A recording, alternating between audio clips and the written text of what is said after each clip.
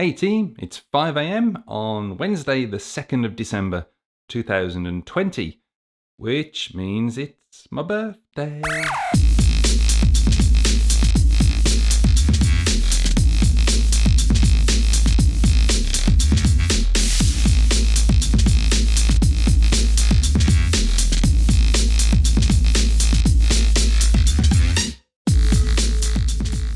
Okay, so it's my birthday, but I don't want to make a big deal about it. Hey team, I'm Stuart Taylor from Influential PMO, and I'm here to support the project community and to eat huge amounts of birthday cake. Ever since starting the channel, I've always tried to be consistent. I didn't want this to be a one-way communication. I wanted this to be a two-way communication with you guys giving feedback, giving questions and content ideas, and letting me know what it is that you need. And I've been really delighted to see that there have been so many messages coming through from the different platforms.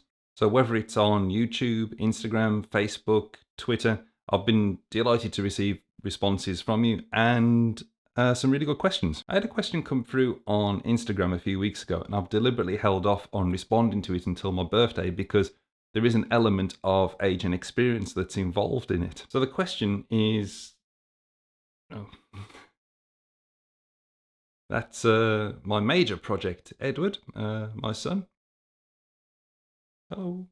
So the question was, I have a challenging situation on my project where I have a team of seniors with experience ranging 4 to 10 years, and I'm the youngest, having 2.5 years of experience as a BA and now 9 months as a PM. Sometimes I feel taken for granted and manipulated by the senior team in terms of knowledge and concepts. There's a language barrier and some miscommunication at times, but management is always supportive. I don't want to go with a suggestion that I switch back to a BA job since I want to cross this barrier. There's a lot to learn. How can you help me with a professional suggestion? At some point, every project manager has been a new project manager. I'm not aware of any project manager who emerged from the womb with a Gantt chart and a status report. So I was really glad to see the part where the management are being supportive, and that's appropriate. They know that you're inexperienced. They knew that when they hired you or gave you the role. So don't worry about that part. They're actually investing in you for the future. They knew you had a learning curve to progress when they hired you, and that's baked into their expectations. Not wanting to go back to being a BA,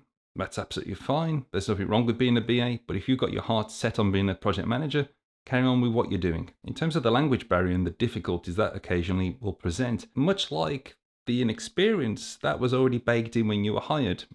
You didn't sneak a language barrier through your interview process, so don't worry about that part. I would encourage you not to think so much about your weaknesses at this stage. It's fine to be aware of things that you need to develop and improve over time.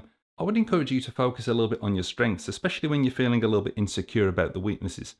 You're being brought in with a set of skills and some knowledge that maybe other people in the team don't possess. I've been in a similar situation in one of my first major projects where I was the youngest person on the project team by a clear 10 years.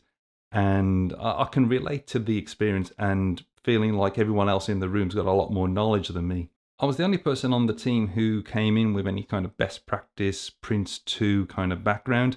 So it was good to have something that made me unique and a little bit different from everybody else. So I'd suggest that you focus on finding your unique selling point and understand exactly what it is that you can do that nobody else in the team knows how to do.